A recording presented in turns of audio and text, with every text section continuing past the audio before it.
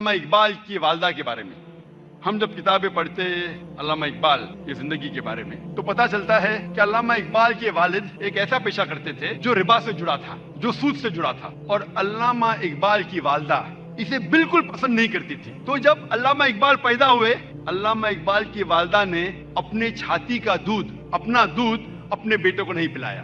وہ چاہتی تھی کہ میرے بیٹے کے جسم میں ایک بوند بھی حرام کمائی نہیں جائے۔ تو علامہ اقبال کی والدہ نے کیا کیا؟ اپنے زیورات بیچے جو خود کے تھے، الحمدللہ حلال کمائی کے تھے، زیورات کو بیچ کے ایک بکری خریدی اور اس بکری کے دودھ سے پرورش کی علامہ اقبال کی۔ اور اللہ نے پھر ان کے شوہر کو ہدایت دی اور وہ بھی سیدھے راستے پہ آ گئے، اور پھر اللہ نے ایسا شخص، علامہ اقبال جیسا شخص بنایا۔ ایسی کئی مثال ہے، اور ایک مثال ہے والدہ کی، شیخ عبد القادر جیلانی رحمۃ اللہ علیہ۔ شیخ عبد القادر جیلانی رحمۃ اللہ علیہ الحمدللہ توحید پہ تھے، اور انہوں نے اس شہر ہندوستان میں اسلام کا دین پھیلایا۔ ان کا بڑا ہاتھ ہے، اور وہ توحید پہ تھے، اسلام کا صحیح پیغام گھروں تک پہنچایا۔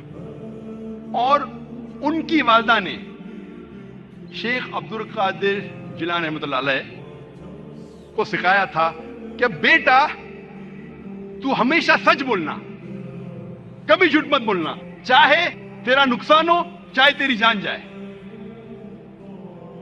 ایک وقت جب شیخ عبد القادر جیلانی رحمۃ اللہ علیہ جب ایک سفر کر رہے تھے تو ان کی والدہ نے کچھ اشرفیاں ان کے کپڑے میں سی دی تاکہ وہ گم نہ جائے، تاکہ کوئی انہیں چوری نہ کرے۔ جب وہ سفر پہ نکلتے ہیں تو ایک ڈاکوؤں کا گروہ انہیں پکڑ لیتا ہے، اور جب جانچ پڑتال کرنے کے بعد کچھ پیسہ نہیں ملتا ہے تو وہ ڈاکو کہتے ہیں شیخ عبد القادر جیلانی رحمۃ اللہ علیہ سے کہ تیرے پاس کچھ پیسے نہیں؟ انہوں نے کہا ہاں ہے، میری ماں نے میرے کپڑوں میں سی لی ہے، اور وہ جگہ دکھاتے ہیں۔ وہ ڈاکوؤں نے کہا کہ اگر یہ بچہ ہمیں نہیں بتاتا تو ہمیں کبھی یہ اشرفیاں نہیں ملتی۔ وہ اتنے خوش ہوئے اس بچے کے ایمانداری سے اور پوچھا کہ تم نے ہمیں سچ کیوں کہا؟ تو اس نے کہا کہ میری ماں نے مجھے سکھایا ہے کہ کبھی جھوٹ نہیں بولنا، چاہے میری جان جائے۔ وہ ڈاکو اتنے خوش ہوئے کہ انہوں نے ڈاکہ ڈالنا چھوڑ دیا۔ ایسے کئی مثال ملتی ہے، جب تاریخ پڑھتے ہیں ہمیں مثال ملتی ہے۔ تاریخ پڑھنے کے بعد امام شافعی رحمۃ اللہ علیہ کی والدہ وہ یمنی تھی، اور ان کے والد قریش تھے، اور بچپن میں ہی ان کے والد کا انتقال ہو جاتا ہے۔ تو ان کی والدہ جدوجہد کرتی ہے اور امام شافعی رحمۃ اللہ علیہ کی پرورش کرتی ہے، اور ان کی خواہش تھی کہ میرا بیٹا علماء کے درمیان اپنا بچپن گزارے، اسی لیے سارا انتظام کرتی ہے اور امام شافعی رحمۃ اللہ علیہ کو مکہ بھیجتی ہے علماء کے درمیان جینے کے لیے۔ تو بچپن سے امام شافعی رحمۃ اللہ علیہ علماء کے درمیان ان کی پرورش ہوتی ہے، اور اللہ سبحانہ و تعالی ایسے ایک امام کو کھڑا کرتے ہیں، امام شافعی رحمۃ اللہ علیہ۔ قربانی تھی، پلاننگ تھی ان کی والدہ کی، مستقبل سوچا ان کے والدہ نے۔ میں اور ایک مثال دوں گا، امام بخاری کی رحمۃ اللہ علیہ۔ امام بخاری کی والدہ کا بڑا ہاتھ ہے امام بخاری کی پرورش کرنے کے لیے رحمۃ اللہ علیہ۔ امام بخاری رحمۃ اللہ علیہ کی یادداشت بہت بہترین تھی، بہت پختہ تھی، لیکن افسوس کی بات ہے کہ بچپن میں ہی وہ اپنی آنکھ کی روشنی کھو دیتے ہیں۔ آنکھ کی روشنی کھونے کے بعد اس وقت کے سب سے بہترین ڈاکٹر کو دکھانے کے باوجود ان کی آنکھ کی روشنی نہیں آتی۔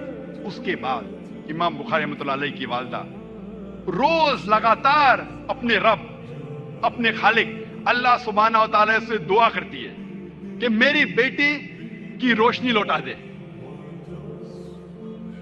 اس کے بعد کئی عرصوں بعد اللہ سبحانہ و تعالی ان کی والدہ کی دعا سنتے، اور ان کی والدہ کے خواب میں آتے ہیں حضرت ابراہیم علیہ السلام، اور حضرت ابراہیم علیہ السلام فرماتے کہ تیرے بیٹے کی روشنی لوٹا دی گئی. اور صبح کو امام بخاری رحمۃ اللہ علیہ وہ پھر سے دیکھ سکتے ہیں. تو یہ مثال ہے والدہ کی کس طریقے سے انہوں نے اپنے بچوں کی پرورش کی. میں اور ایک مثال دوں گا. دو لوگ تھے جو آپس میں بہت محبت کرتے تھے, فاروق اور صالحہ. اور فاروق اور صالحہ آپس میں محبت کرتے تھے. انہوں نے شادی کی. شادی کے 3 مہینے بعد جہاد کا اعلان ہوتا ہے اور فاروق جاتے جہاد پر.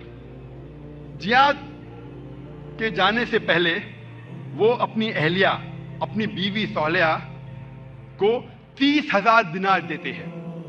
30,000 دینار ایک یوکے کے آدمی نے کیلکولیٹ کیا اور کہا کہ وہ ہوتے 2 ملین پاؤنڈ.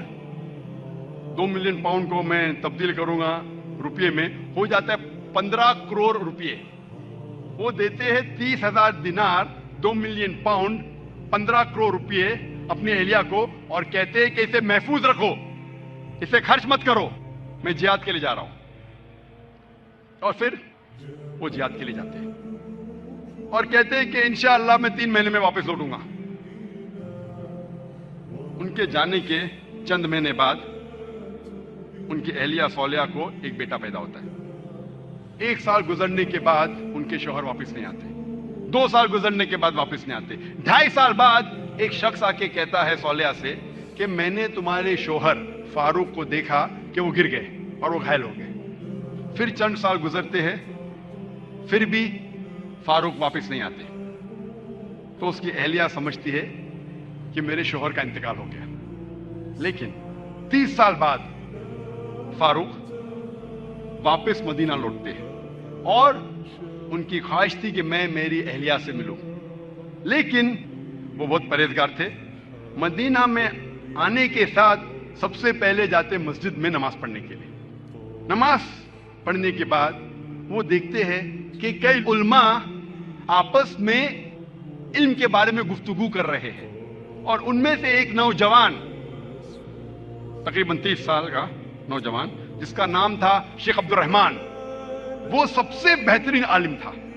وہ اس سے کافی متاثر ہوتے. پھر وہ جاتے ہیں اپنے گھر کی طرف. جب گھر میں داخل ہوتے ہیں تو اپنی بیوی صالحہ سے ملتے ہیں. وہ دونوں خوشی کے مارے رو پڑتے ہیں. اس کے بعد فاروق پوچھتا ہے کہ میرے 30,000 دینار تو محفوظ ہے نا, آپ نے اسے خرچ نہیں کیے؟ تو اس کی اہلیہ پوچھتی ہے آپ گھر آنے کے پہلے مسجد گئے تھے؟ ہاں بالکل صحیح, میں مسجد گیا تھا. وہاں آپ نے علماء کو دیکھا؟ ہاں میں دیکھا. کیسے؟ بہت اچھے. خوشی کی بات ہے کہ اس شہر میں ایسے علماء ہیں. تو اس کی اہلیہ اس سے پوچھتی ہے سب سے بہترین عالم آپ کو کون لگے؟ تو فاروق کہتے سب سے بہترین عالم تھے شیخ عبد الرحمن.